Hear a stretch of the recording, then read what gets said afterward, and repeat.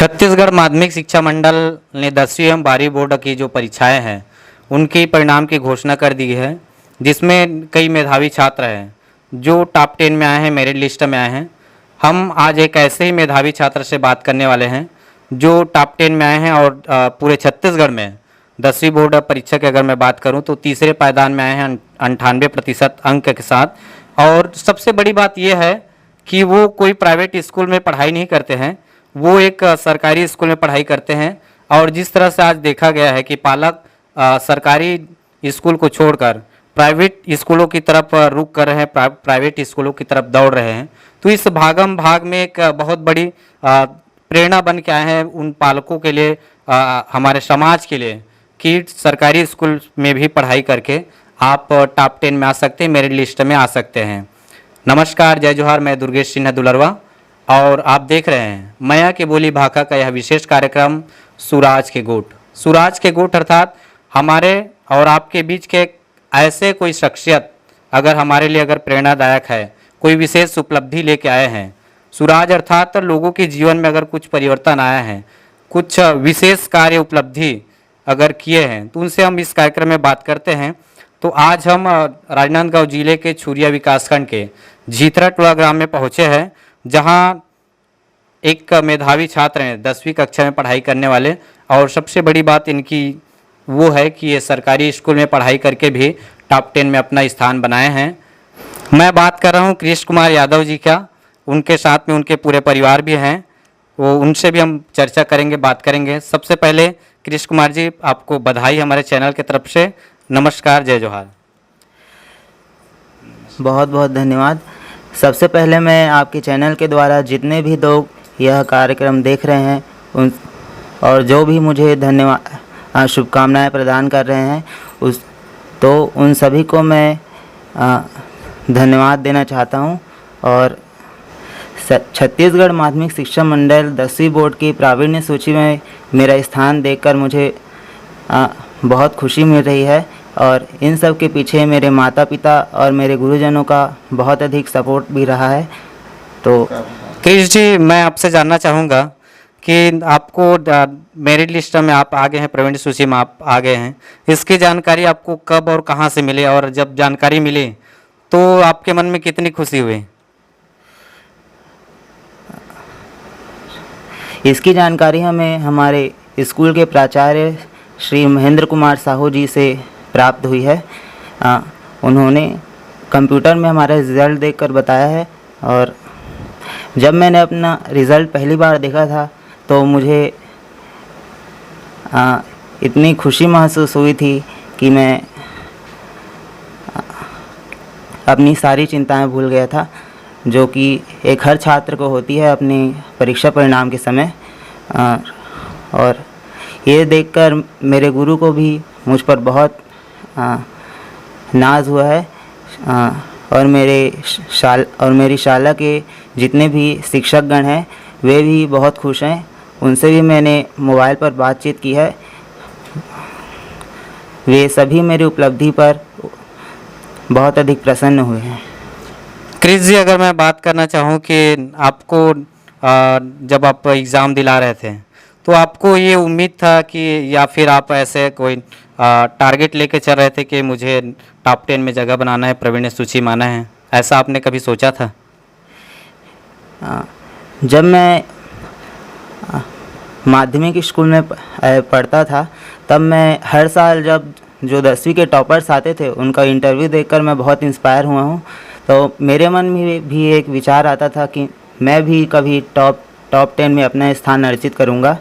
और टॉप 10 में अपना स्थान अर्जित करके जब उन छात्रों के माता पिता की जो प्रशंसा देखकर मैं बहुत खुश होता था, तो मेरे मन में भी यह विचार उत्पन्न होता था कि मैं भी कभी टॉप 10 में अपना नाम अर्जित कर अपने माता पिता का नाम रोशन करूं और आगे चलकर एक बहुत बड़े पद में अपने देश की सेवा कर सकूं। आपने अभी बातचीत में कहा कि मैं आगे चलकर एक बड़े पद में जाकर देश का सेवा करूं, तो आगे चलकर आप क्या बनना चाहते हैं? क्या आपकी कौन से दिशा में आप जाना चाहते हैं?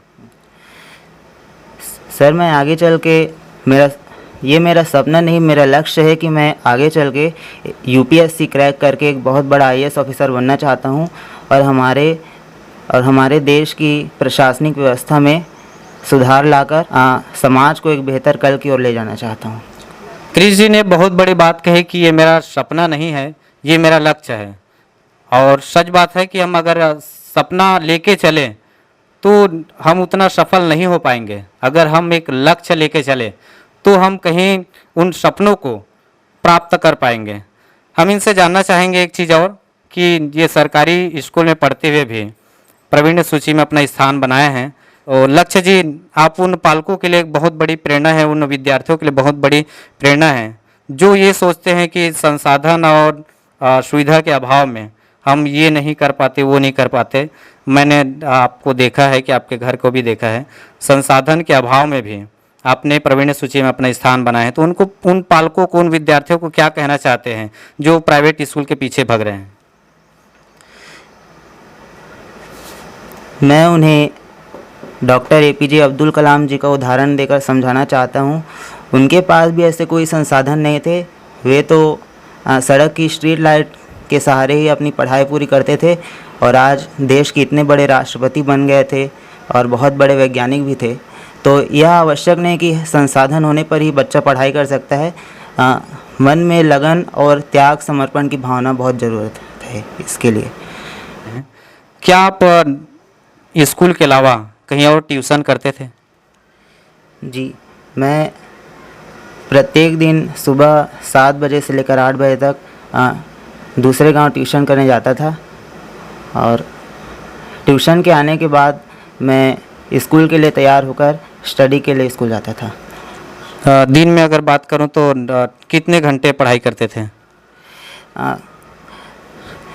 दिन में मैं उतनी ज़्यादा पढ़ाई नहीं करता था। मैं शाम के बजाय मैं सुबह की पढ़ाई पर ज़्यादा ध्यान देता था, क्योंकि यदि मैं शाम को अगर 6 घंटा भी पढ़ूंगा तो मेरे सुबह के 2 घंटे के बराबर कवर कर लेता है। आपका स्थान टॉप 10 में जगह बना है, तो आगे कौन से विषय लेके आप पढ़ाई करना चाहते हैं? मैंने आपका रिजल्ट देखा है। लोग, विद्यार्थियों की बात करूं तो गणित से भागते हैं, गणित से कतराते हैं, डरते हैं। आपने गणित में 100 में 100 अंक लेके आए हैं, तो आगे कौन से विषय लेके पढ़ना चाहते हैं? गणित में ही मेरी बचपन से ही बहुत रुचि रही है। गणित से मैं भी ये देखता हूँ कि बच्चे ज़्यादातर गणित से ही परेशान रहते हैं, क्योंकि गणित उन्हें लगता है कि उनकी समझ में कभी नहीं आएगा।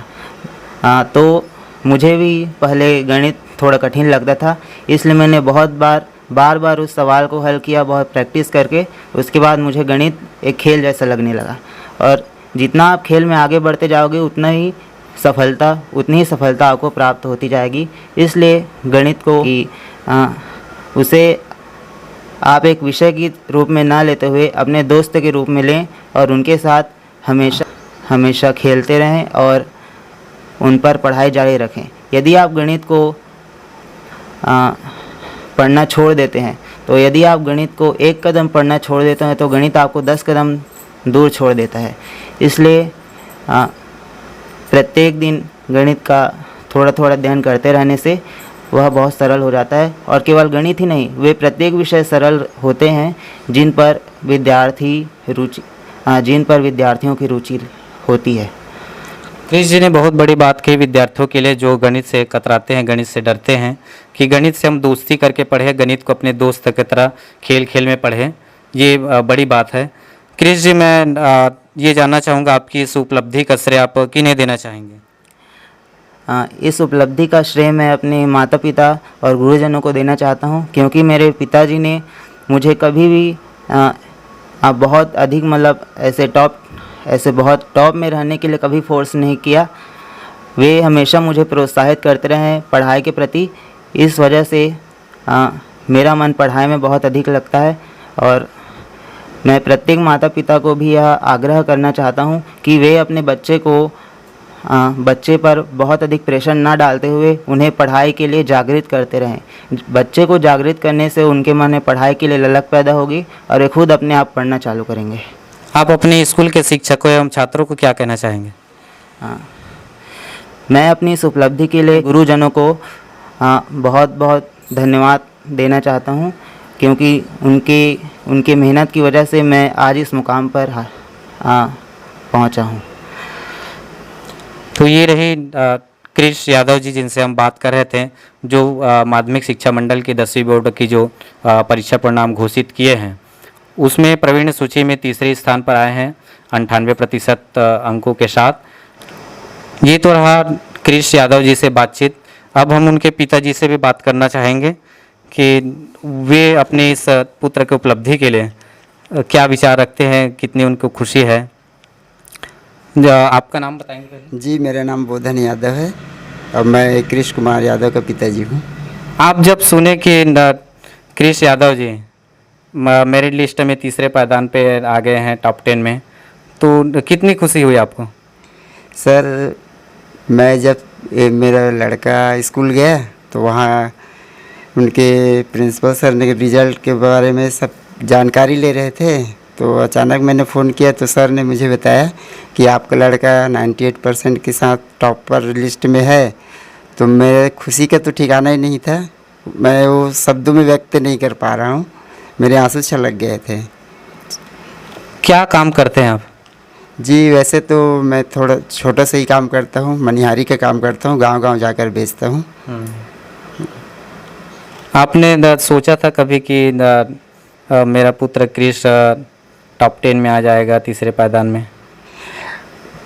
टॉप 10 का तो नहीं सोचा था सर, लेकिन इतना ज़रूर मालूम था कि मेरा लड़का पढ़ाई में अच्छा है तो एक अच्छा मुकाम हासिल करेगा ही करेगा, इतना यकीन था अपने आप में।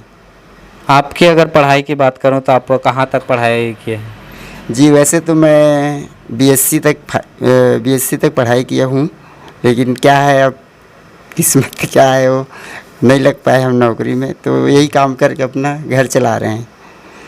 ये बड़ी बात है कि अगर जिस परिवार में अगर पढ़े लिखे हो तो निश्चित है उसकी भावी पीढ़ी को अच्छी शिक्षा मिलेगी, जो परिणाम दिख रहा है। भले ही आप व्यावसायिक रूप से नौकरी में ना लगे, लेकिन अपनी भावी पीढ़ी को उसका लाभ दे रहे हैं। जो सवाल मैंने कृष से किया था वही सवाल मैं आपसे भी कर रहा हूँ।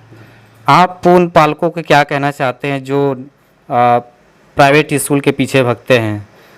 एक सरकारी स्कूल में भी पढ़ाई करके आप प्रवीण सूची में आ सकते हैं, ये साबित कर दिया है कृष ने। तो उन पालकों के लिए आप क्या कहना चाहेंगे? जी, मैं तो यही सोचता हूँ कि संसाधन मायने नहीं रखते, मायने रखते हैं लगन, दिल में पढ़ाई के लिए रुचि होना। आजकल के जो युवा पीढ़ी है ज़्यादातर मोबाइल में घुसे रहते हैं। मोबाइल में घुसना अच्छी बात है, लेकिन उनका सही उपयोग करना चाहिए, लेकिन ज़्यादातर युवा क्या है दुरुपयोग करते हैं। फिर भी मैं मैं अपने लड़के को बोल के रखा था कि बड़े बड़े घर के लोग तो प्राइवेट स्कूल में पढ़ के टॉप करते हैं, बेटा आप कम से कम सरकारी स्कूल में टॉप करके दिखाना, वो बहुत बड़ी उपलब्धि होगी, ऐसा करके बोल के रखा था। और उन्होंने मेरी बात का सम्मान रखा और टॉप 10 में जगह बनाई। आगे चलकर आपका कोई सपना है, आपका कोई लक्ष्य है कि आपका लड़का किस पद में जाए, किस क्षेत्र में जाए, ऐसा कोई? जी, मैं तो मेरा सपना था कि मैं नौकरी करूं करके, लेकिन मैं नहीं कर पाया, तो वो सपना मैं अपने लड़के के लिए देखना चाहता हूं कि बहुत अच्छे पद पे जाए और PSC क्रैक करे और IAS अफसर बने, यही मेरा भी सपना है। बहुत बहुत धन्यवाद हमसे बात करने के लिए। परिवार के और भी सदस्य उनसे भी हम बात करते हैं कि किस तरह से उनके मन में खुशी है कृष की इस उपलब्धि के लिए।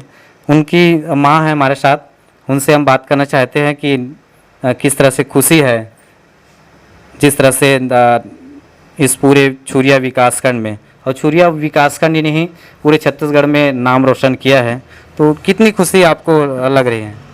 बहुत खुशी लग रही है मेरे को। अच्छा है, मेरे बेटा अच्छा पास हुए तो वैसा हमारा नहीं आए।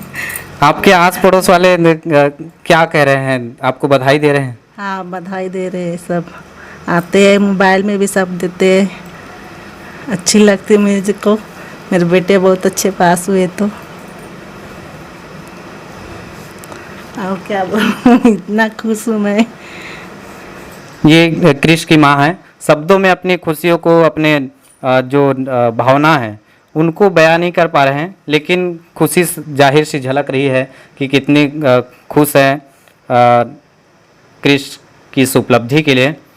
हम उनकी बहन से भी बात करते हैं कि उनके मन में क्या है, जिस तरह से उपलब्धि उनके भाई लेके आए हैं, और क्या इसी तरह की उपलब्धि आगे वो भी इस परिवार को इस तरह से खुशियाँ देना चाहेंगे।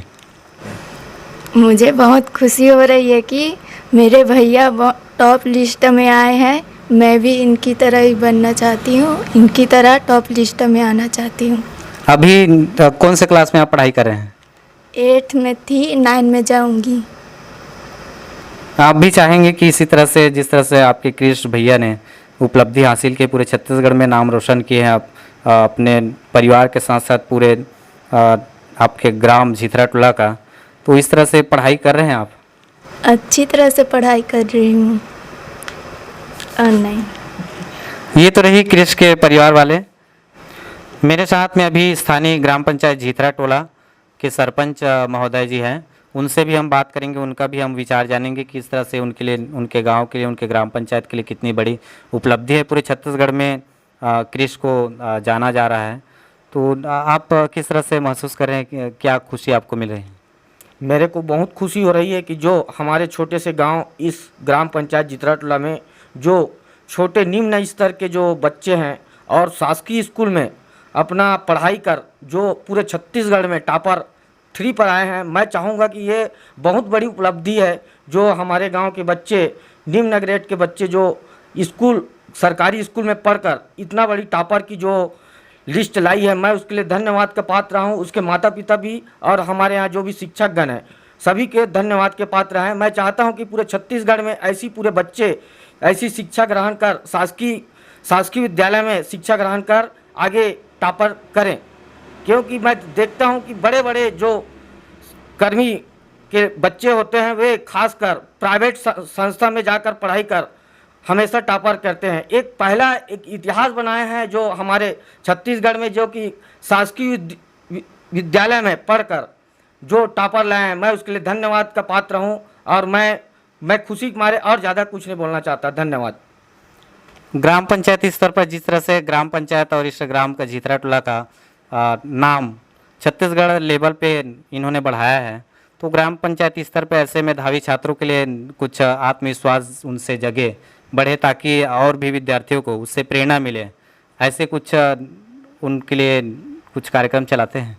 अभी तक तो नहीं चलाए हैं, लेकिन बिल्कुल इसके लिए मैं प्रयास करूंगा। एक बार अपने ग्राम पंचायत में सभी को बैठक बुलाकर एवं टीचरों को बुलाकर मैं इसके लिए अपने पंचायत स्तर से शिक्षा के और ऊंचा स्तर बढ़ाने के लिए मैं अपने पंचायत की ओर से कुछ न कुछ इसको, बच्चे को अने पढ़ाई में रुचि लेने के लिए कुछ न कुछ तो मैं ज़रूर करूँगा अपने पंचायत स्तर से, जैसे भी हो। अभी बोल तो नहीं सकता, लेकिन मैं बिल्कुल करने का प्रयास करूँगा अपने पंचायत स्तर से शिक्षा के लिए।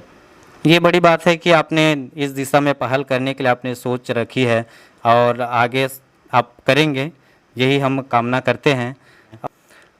तो ये रही झिथरा टोला के मेधावी छात्र से बातचीत, उनके परिवार से बातचीत, उनकी आगे क्या प्लानिंग है, क्या बनना चाहते हैं, और अगर सरकार से उनसे कुछ उम्मीद हो, कुछ आवश्यकताएं हैं भविष्य में, अगर उच्च शिक्षा में अगर जाने के लिए कुछ ज़रूरत हो, तो अंतिम में मैं उनसे ये चीज़ ज़रूर जानना चाहूँगा कि अगर उनसे सरकार से कुछ अपेक्षाएं हो उच्च शिक्षा के लिए, चूँकि ये संपन्न परिवार से नहीं हैं क्रिश कुमार यादव जी, तो जैसे कि प्रदेश के मुखिया आदरणीय भूपेश बघेल जी ने एक घोषणा की है कि प्रवीण सूची में आने वाले कुछ छात्रों को हेलीकॉप्टर का सैर कराया जाएगा। मुझे लगता है कि इसके बजाय उन्हें भविष्य में जो समस्याएं होती है उच्च शिक्षा प्राप्त करने में, उनके लिए उच्च शिक्षा निःशुल्क कर दिया जाए, चाहे वो MBBS की पढ़ाई करना चाहे या कोई और उच्च शिक्षा की पढ़ाई करना चाहे। क्रिश यादव जी से मैं अंतिम सवाल करना चाहूँगा। जिस तरह से मेधावी छात्र निकल के आते हैं, तो क्या अपेक्षाएं हैं, खासकर जो निम्न परिवार से आते हैं, गरीब परिवार से आते हैं, सरकार किस तरह से उच्च शिक्षा में उनकी सहयोग करे? सरकार से मैं आग्रह करना चाहता हूँ कि वे उच्च शिक्षा में बहुत अधिक पैसा खर्च होता ही है, तो वह खर्चा न्यूनतम करे। सरकार प्रत्येक समय यह देखा जा सकता है कि ग्रामीण जो निम्न स्तर के जो बच्चे होते हैं वे बहुत अधिक मेधावी होते हैं, किंतु वे अपनी आर्थिक स्थिति ठीक ना होने के कारण वे अपनी पढ़ाई पूरी नहीं कर पाते हैं। तो सरकार को इसमें पहल करनी चाहिए और वे उच्च शिक्षा को मेरे हिसाब से फ्री एजुकेशन करना चाहिए। जो मेधावी छात्र हैं उनके लिए मैं सरकार से यही गुजारिश करता हूँ कि इस तरह से जो मेधावी छात्र हैं, खासकर ग्रामीण अंचल के छात्र जो संसाधन के अभाव में या फिर आर्थिक तंगी के अभाव में उच्च शिक्षा प्राप्त नहीं कर सकते, उनकी कल्पनाएं, उनकी जो सपने, उनका जो लक्ष्य है उच्च शिक्षा में अच्छी से अच्छी शिक्षा प्राप्त करने का, लेकिन आर्थिक तंगी के कारण अगर वे शिक्षा प्राप्त नहीं कर पाते हैं तो उनके लिए निश्चित रूप से सरकार सहयोग करे। इन्हीं भावनाओं के साथ आज का यह सुराज का गोट यहीं पे हम समाप्त करते हैं। आगे की कड़ी में इसी तरह की और भी जो उपलब्धियों से भरी व्यक्तित्व है उनसे हम आपसे मुलाकात कराते रहेंगे। तब तक के लिए मुझे विदा दीजिए। नमस्कार, जय जोहार, जय छत्तीसगढ़।